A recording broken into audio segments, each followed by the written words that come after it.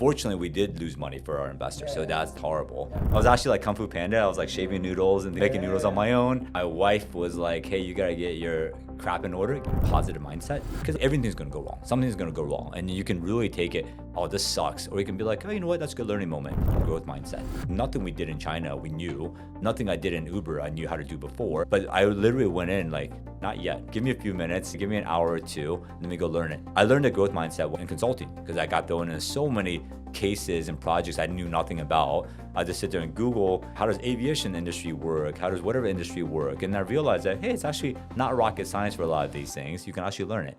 Just 3 things I always ask our HR and our talent acquisition team to look for. Number 1. Welcome to Brave. Learn from Southeast Asia's best tech leaders. Build the future, learn from our past, and stay human in between. No BS on success.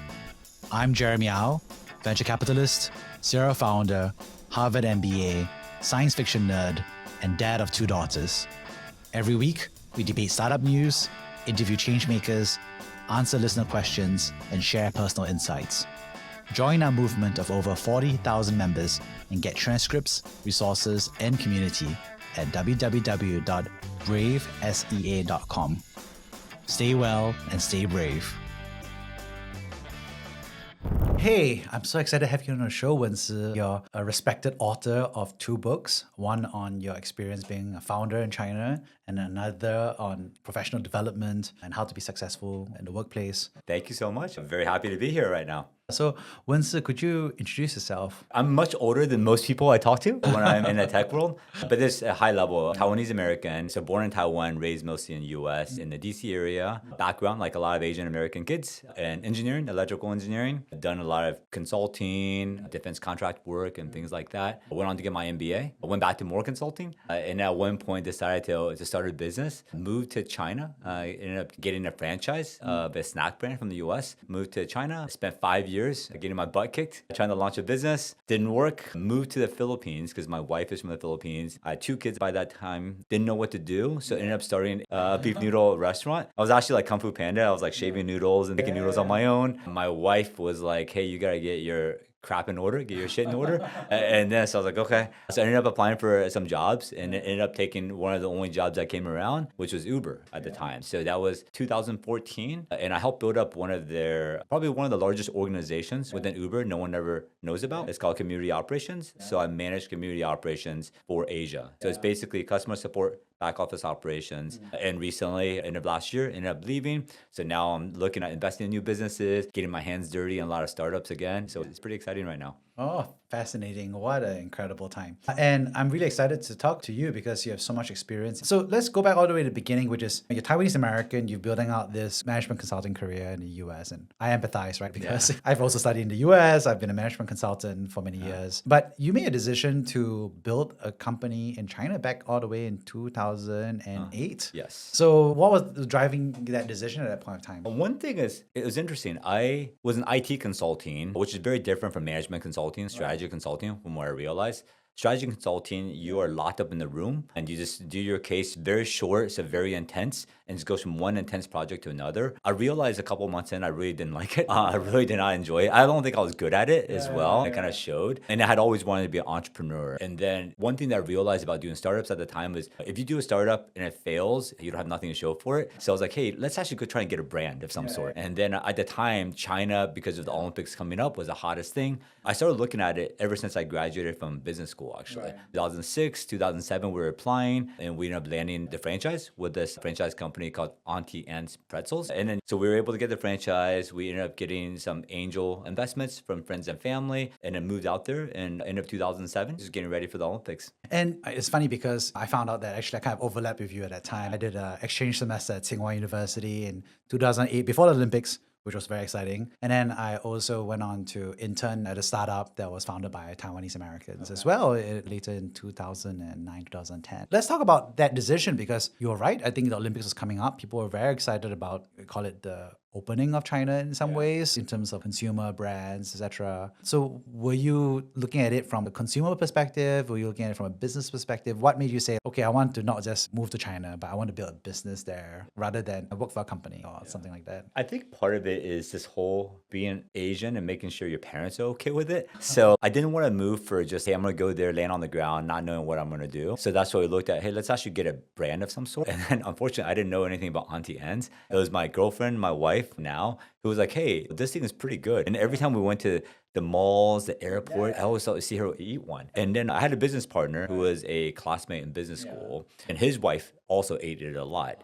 And then when we started to look at the business itself, at that point, I had looked at A&W Root Beer in the US and a bunch of other franchises. But then when I started to look at Auntie Anne's at Pretzels, the margins were incredible. So you would spend 10 to 15 cents for the raw ingredients of one pretzel. They sell for $3 or $4. So my just not knowing food business and things like that in China, I was like, that margins there, I can actually double or triple the raw ingredients cost, 50 cents per pretzel. I can drop the price from $4 to $2 and still be okay. So for us, we're like, hey, I think that gives us a lot of margins to play with and to mess up on and to learn from. So that's why we decided to go with it. And on the face of it, in my head, I'm just saying to add to the bullish business case of it would be like, hey, there's a rising middle class in China. This is a convenience food. Auntie Anne's pretzels are always at pretty high traffic areas in the malls and stuff like that. Feels like a no-brainer. It sounded like it. I would have been like, oh, let me write an angel investment check with your friends into the idea. It seems like a pretty no-brainer. good at proving it wrong, but that's what our thought process was as well. So what was it like? Okay, we know that didn't work out at the end. I guess that's the flashback story. But when you landed in China and you had this franchise agreement, was it hard to get the franchise agreement signed? It wasn't easy to get a franchise. I think for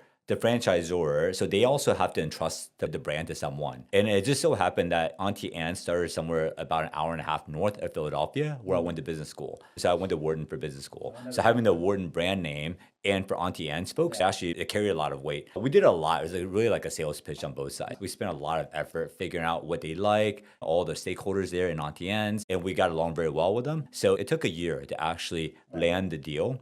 And because there were a lot of other companies applying to try to get the master franchise rights as well. And so we felt pretty happy. We ended up getting the master franchise rights for all of China. And at that point, writing the checks, like you said, it was actually quite simple. We turned down a lot of money. We actually had a lot more that we could have gotten. Decided not to get it. Let's go out there, do a proof of concept. If it doesn't work, we'll just shut down, walk away. That was the easy thinking on it. But then for me, I was actually quite naive in terms of how all this worked, because I had never been in a PE firm or a legal firm. So I don't know how going from a letter of intent to actual business contract, that's a big deal. So I was in consulting for about a year and a half, 2 years by that point. As soon as we got the letter of intent from them saying, hey, we want to grant you the master franchise rights, I actually quit within 20, 30 minutes of getting it. So that thing later, I remember the moment. It landed in my mailbox, in my email box around 2, 3 p.m. in San Francisco. It was a beautiful day outside. I was like, oh my God, this is amazing. So I fly down my manager at the time and ran over and I just resigned. And after I resigned, I was like, oh crap, I forgot to tell my wife, my girlfriend. And so I called her, I'm like, hey, surprise, we're moving to China. She's like, what? What are you talking about? Because she's a lot more conservative. She's like, what are you talking about? I'm like, well, we've been working on this for a year, right? And I guess she was still expecting us to go through the whole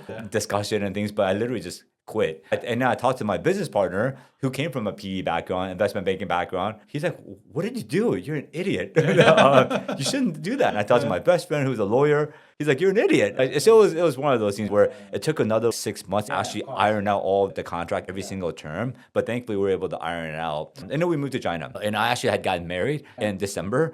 So after getting married, ended up going on a honeymoon in January, came back, honeymoon. So at the airport, I said goodbye to my new wife. She went back to San Francisco because she was also in consulting. So she went to San Francisco and worked there. I moved to Beijing. And then it was just picking up everything from scratch. Moved there. My business partner had moved to Beijing a couple weeks before. So he got me an apartment in the same building for him and his wife. And we just had to figure things out. We tried to network, meet people, and one step at a time from there. I remember that was a crazy time. Everybody was so exciting. excited. It was exciting. The Summer Olympics was coming. They promised that there'll be clean skies and clean air for it, which they did deliver. Yes. Beautiful blue skies. It was very good, actually. And there was a huge, a lot of excitement, a lot of people building businesses. There was quite a few folks there were a building out, I think time also food franchises. I think like meat pies, conferences. I was an undergraduate, so I was going at Untaught and drinking one R&B shots. So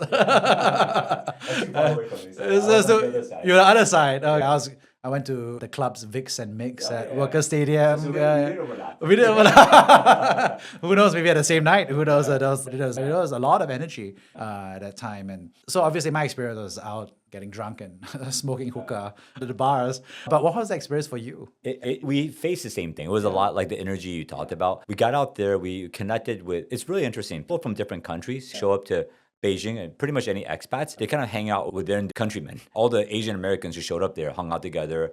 So we got connected with the Asian American crew pretty fast. And I also realized that people like to hang out with people who came at the same time. So people who've been there way before, like, you guys are gonna move away. They're always assessing, like, too much work to meet these people. You're gonna move away. So hanging out with a few people around the same year. Those are still some of my closest friends too, so which is very interesting. But then for us, there's two fronts. On the personal side, just meeting as many people as possible and then going out a lot, the same places. And on the work side, it was just trying to map out what we needed to do. We're like, okay, we need to register a company. So all these things, we went to Hong Kong, there a corporation that got us to China one, and even just getting visas in wasn't easy, right? And everything was, this is before Google Translate was very good, and Google Translate got shut down while we were there. But I was looking at contracts with Google Translate before ChatGPT and things like that. Definitely wasn't smart. But it was really just writing down, literally down to what's a basic thing we need to do. Okay, we need to get registration, figure out okay, so how do we do it? Okay, let's go talk to retail. How do you talk to retail? Yeah. So we looked at all the CBREs, things like that of the world. And so we literally just broke down one section and went after it, hiring people and things like that. So that must have been a nightmare. Totally different experience from me because I was just out studying on an exchange semester at Tsinghua versus you actually having to figure out how to incorporate and get stuff stamped. It was interesting. You had to get it stamped and also something in China chopped. Exactly. You got to go to that corporate chop. And then you have the thing that you squeeze and then it's not easy. No digital signature, no whatever. So there you are running around from department to department, incorporate, etc. But I'm just kind of curious because obviously also there was like the rise of the malls as well in Beijing as well. Shanghai, of course, as well had the rise of the malls as well. So how did you go about, in my head, citing or choosing locations for your pretzel stands? We were very unsuccessful at it. I think the one thing is the malls that came up in China was very different from the malls in US in terms of how they thought about it. As an example, they like to put, at the time, there wasn't as many coffee shops around and things. All the snacks, all the food, they like to put in the food court. And then it's the basement, yes. And then, so all the things like where Auntie Anne's would sit in US in the middle of the mall, none of it was there because they didn't run any water, sanitation, and things like that there. And they had all these really weird rules and I think this is where the bureaucracy came in. And the health bureau says, oh, you cannot have something with food. Oh, you're baking. You need the whole thing to be sealed off. Let's say window has to be sealed off to the top, the glass. And then if you're in a bakery and things, you can't have the smell. You're dead. Exactly. Because the smell of the bread, the pretzel, that's how it sells. So all those things that we didn't know and we couldn't figure out because when you go talk to malls, no, we actually need the smell. And they're like, sorry. So early on, we got put it next to mala places and things. So you're not going to sell a pretzel if you're next to a mala place. And so it was actually quite challenging trying to find the right location. And I could say that I don't think we ever did. A lot of our locations, we went into new malls that would give us a decent location. But the new mall had no one.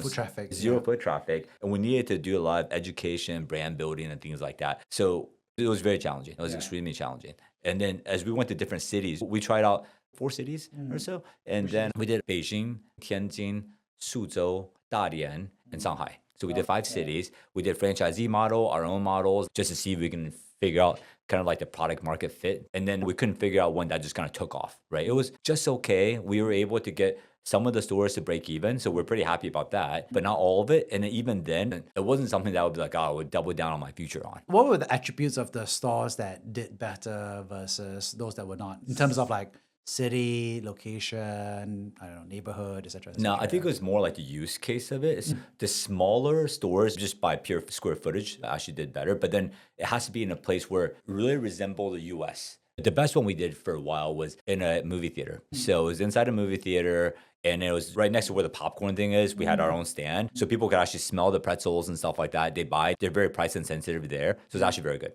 And then, so those places we did really well. The parts that was the most difficult were, we had a location that we opened in the basement of a foreign residential area in Beijing. And of course, they promised us like all this foot traffic and things, and none of it materialized. So it's almost like we were in a dead basement from the very beginning. So that sucked. So some of those things, it was a hard lesson on some of those, a pricey lesson as well. I think that was also something that we encountered back then when I came back as an intern in about 2009, 2010, because we were building these early education schools, right? And so property developers really wanted to have a kindergarten in their housing development because you increase the value of it. But of course, the problem is that the kindergarten needs utilization. It needs people to actually live in it. And at the time, people were buying a lot of properties for investment purposes, but not necessarily living in them. And so the worst case scenario was the property developer gives you a nice price setup facility in a development that doesn't have young families in it, and you're burning That's tough. Very tough. There was a lot of tough siting decisions to be made. Very tough. But I actually empathize with you about the cities you talked about, because I think those were also the cities that most people were talking about back then, which is obviously Suzhou, Tianjin. It was exciting. It was exciting to go out there. It was exciting to talk to franchisees, talk to all the different people in different cities, and hire people and really learn the different cultures between cities. So which is very interesting. So here you are, and some parts work, right? So you said the movie theater work, etc. Some of them don't work. And I think there's an interesting piece where you could have, I don't know, kept going, right? You spent 5 years there as well, we right? spent 4 years doing it. And then 1 year before negotiating. So yeah, let's say 5 years. A lot of my time. A lot of your time. So it's a good chunk of your life. And it was interesting because you said you could have wrapped it up earlier, but would people argue, say maybe you could have stuck it out longer? You read a lot of these books about entrepreneurs. They always talk about,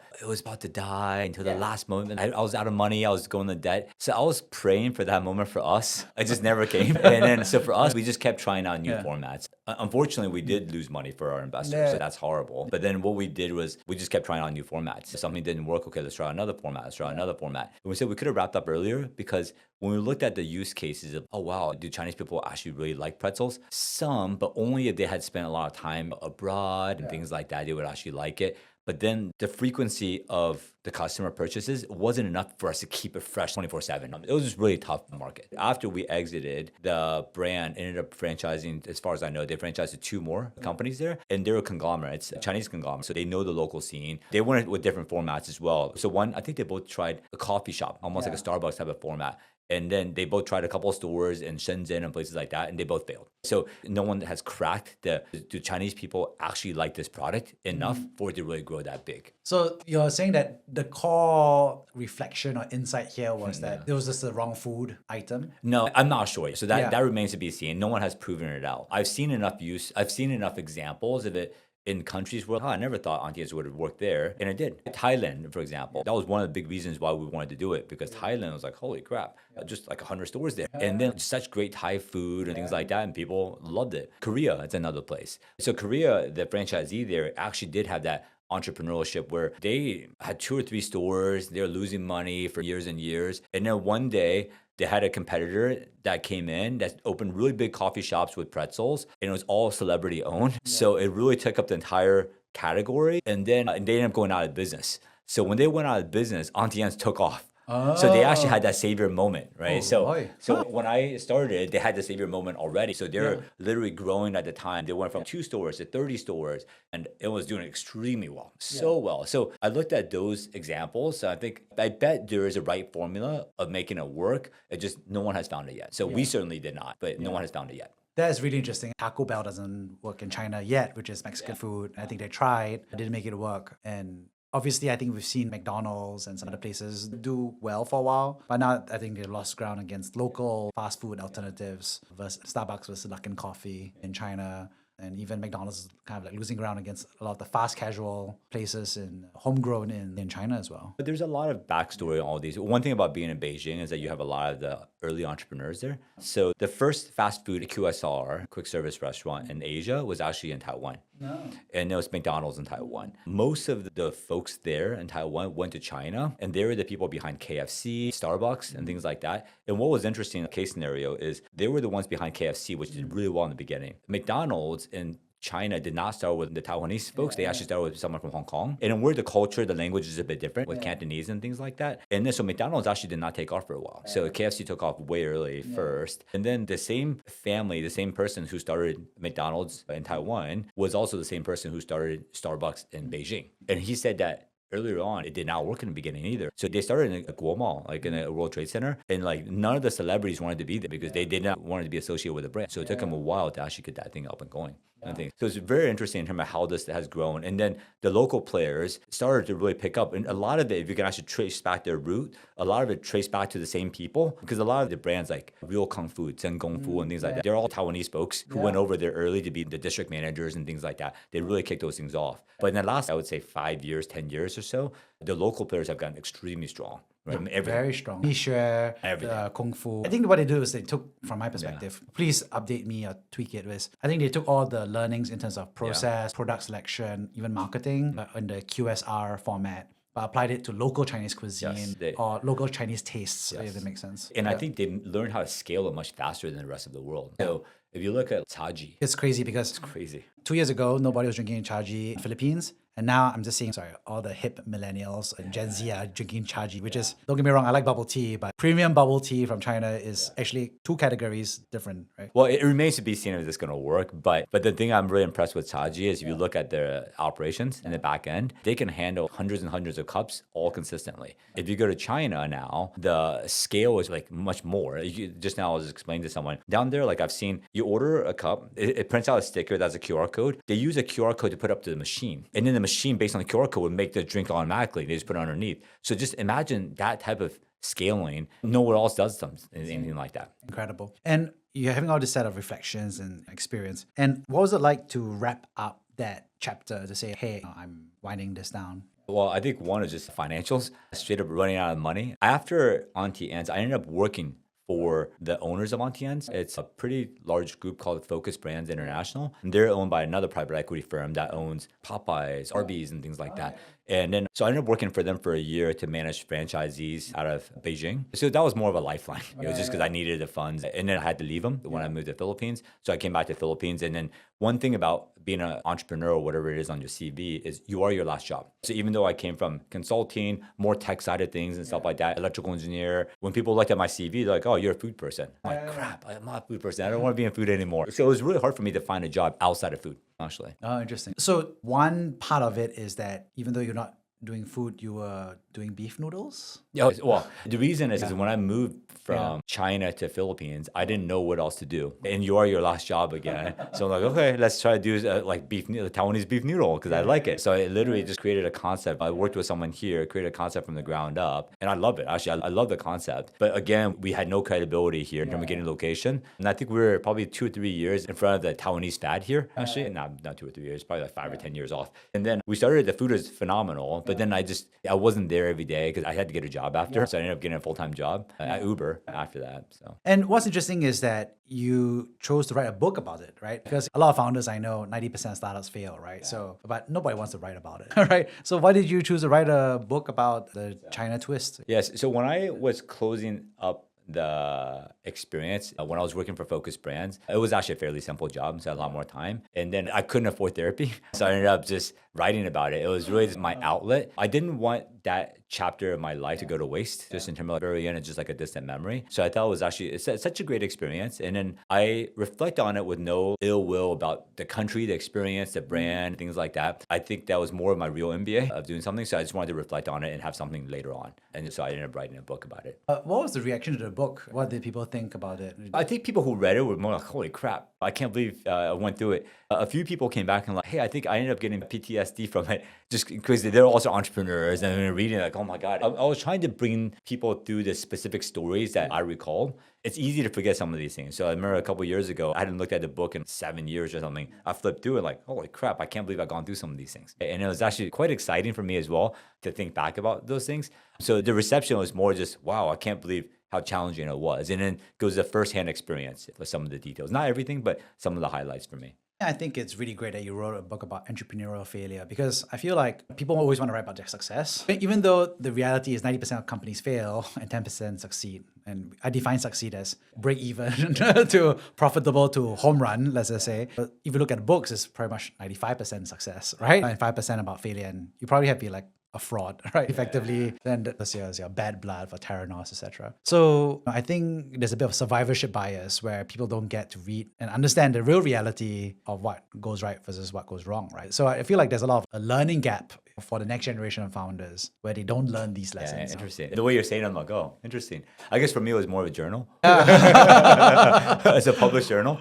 No, I hope to write a book about my successes in the future. So that chapter is not done yet. Imagine if the airline industry is every book that comes out is about how all the planes successfully flew and went very well. But the modern aviation industry is so much safer and better today because every disaster is documented in exhaustive detail. And so everybody can learn from those mistakes, right? And we all learn from it. But imagine if the whole aviation industry was like, oh, yeah, the plane crashed. Well, let's not talk about it. There should be a lot of books coming out soon, huh? It was like, it didn't crash. It landed in glory. So there you are. And you're building at Uber and you're building this thing called community ops, which it's a rare function, I would say. I don't think most people understand what community operations is. What is community operations? So when I first started, there wasn't, that group didn't really exist. I tried to Google what it was nothing there. And then I think there was a community operations at Facebook just started. And then when I joined, I realized I was the first person internationally to get brought into this. Up until then, the team in the US for Uber, this is early 2014, they very, I guess the word I would, almost like a bit of arrogance that for customer support interactions for customers in the US, you have to be from the US. We write in our own style. We call it California casual or something like that. Very specific mindset to do that. And then when I came in, they're like, you know what? Can we do something in Southeast Asia to help answer some of the customer support contact in the US? So that was a problem I got set to solve. And I looked at the thing. I literally didn't know what a contact center was and things like that. I heard about it. Oh, this process outsourcing companies. I didn't even know what BPO was. I had to Google it. But now I looked at it, I was like, hey, this is kind of like consulting, different tier. So it was interesting. And going out there trying to do this, I actually wasn't that interested. It was just a job. I was more interested in, hey, can I just stay in more retail businesses and things to walk around in malls and stuff like that? So this is all behind a computer, behind a desk, literally just answering people's complaints all day. But one thing we realize is if you put two strangers in the car, a lot of things happen, argue a lot, especially if that tech is not working perfectly. And then over the years, as Uber kept getting into food, people don't just get hungry. They get something called hungry and they're angry. Yeah. And then so customer support comes in to be a critical part. And Uber being a very entrepreneurial place, as we started to scale and actually have a lot of people, what other teams within Uber asked us to do was like, oh, you actually have a whole team. Can you help do this operational work for us? Right. And then we started to take up operational work, so back office work. So we did so much operational work. We have hundreds of teams doing different operation things, including customer support. So we just kept growing very organic on that. So that's why I said it's one of the largest teams that Uber heard of. And then it was interesting because it was probably the right place for me at the right, because I was coming off, most of the early Uber people are failed entrepreneurs. Everyone had a chip on their shoulder. Everyone wanted to go and build something. For me, they gave me this platform to go build. It wasn't just in the Philippines, it was also in India and then wherever Uber grew in Asia. So before I knew it, I had teams of thousands. And then both people that was direct reports, direct client, and also third party and BPOs and things like that. So it's actually many more thousands. And so it's very interesting to build and do firefighting across all of Asia with Uber. I think that's one of the good things about Uber is that I think they're very comfortable and actually like hiring former founders actually. And I think so many Southeast Asia conglomerates and businesses just don't know how to absorb or wouldn't even want to absorb or bring in founders because they're kind of like disruptive change agents who want to build a lot and get things done. I think not just now. Over time, as a company gets larger and more mature, you start bringing people with niche expertise. Right. They like to bring in people with niche expertise after that. So bringing in someone who's a jack of all trades, like, yeah, I can learn this, becomes more and more rare. I kept that open hat. I actually like people with a very interesting background, especially if they're bold, I guess using your word brave. If they're very brave and go try something new and they're able to learn from it, I usually like bringing those type of people in because I feel like Uber is still growing. It's always growing. Right. So I need people like that to continue to help us grow. Exactly right. And what's interesting is that you wrote a second book along the way. This time around, you wrote a book called Deliver. Could you tell us more about what this book is? So the book is called Deliver, and then the subtitle is The Untaught Lessons to Grow Hack Your Career. One thing I realized as I started at Uber is a lot of the things I did that I think that made me successful were not the things that I learned in school, at least not directly. So that's why it's more the untaught lessons. I think that was kind of like the highlight of the book. For example, we get taught how to think mathematically and things like that, but then how about just thinking clearly? Right? If someone comes up and says, hey, what's 2 times 2? In your mind, you're going to think very clearly. 2 times 2, you can think about how you're going to come to that number. But if someone says, what is the impact of the Iran war on the world right now? You'll be like, oh my God. You can see people literally giving you an answer. They'll go off on a tangent. They'll never answer it because their mind is not thinking clearly. So that's an example of something where I started to learn how to think more clearly over time, but that wasn't something I learned in school. And then just so many things from how we think, how we speak, how we come up with storylines, how we act, the whole thing around it. And then my biggest contributions to Uber was the fact that I feel like I was able to A, come up with these learnings, B, make it into little bite-sized things that people can learn, and then actually train my teams on it. So my parents are both professors. And at one point, I always thought that I'm going to retire one day and sit down and write a book about that topic. But then when COVID happened, I was like, oh, okay, I'm locked in. For Philippines had one of the hardest lockdowns, so I had time to write it. So I ended up just jotting down and writing it. And it was very good. It's very story-driven. It's like I'm trying not to tell, I'm trying to show on these things. But it was a very rewarding experience for me to go through that process and actually structure everything. I'd love to ask you about, was there a time professionally or personally that you have been brave? I never think about bravery and him like, I'm going to be brave about this. I'm going to be courageous and go do it. No, I usually just follow a lot of my own curiosity. Let's say the experience of moving to China. In hindsight, I'm like, oh, that was actually kind of a brave, dumb, I don't know what the line is, thing to do. But most of the time I follow my curiosity and something that's kind of fun to do. And then even if I'm scared of doing it, oh man, there's actually a lot of downside. I guess that's probably a definition of brave, but I never think about it at the time. Usually my curiosity wins over, and that's why I do it. So the biggest one in my life, I would say probably moving to China, because that was probably the most transformational event of my life. When you say transformational, is it because it was scary or because it was a big growth moment? What does it mean? Yeah. It was just fun. It was growth. It was all growth. Every day was a lot of learning. I put myself in such a foreign environment that every day I was exposed to, oh man, that's a cultural learning. Oh, I didn't know anything about that legal thing. Oh, that's how the employees act here. Oh, I forgot about that thing on the business, on the employee contracts. So everything, every single day was a learning like that. I don't think I've been exposed to such learning, even at Uber after. So Uber after, I think I built one of the largest organizations in the company. But I think my learning was so much more trying to sell pretzels than actually rolling out the customer support for global teams and also for Asia teams at Uber. And when you compare and contrast experiences, were there any common learnings or common attributes that one should be mindful of? Just three things I always ask our HR and our talent acquisition team to look for. And I find this a lot in new grads and things. But number one, just hard work. I think you just have to work your butt off. And the second thing is a positive mindset, because everything's going to go wrong. Something's going to go wrong. And you can really take it, oh, this sucks. Or you can be like, oh, you know what? That's a good learning moment. And then the third thing is a growth mindset. Nothing we did in China, we knew. Nothing I did in Uber, I knew how to do before. But I literally went in like, not yet. Like, give me a few minutes, give me an hour or two, and let me go learn it. I learned a growth mindset one in consulting, because I got thrown into so many cases and projects I knew nothing about. I just sit there and Google, how does aviation industry work? How does whatever industry work? And I realized that, hey, it's actually not rocket science for a lot of these things. You can actually learn it. So now I kind of apply that to everything I do.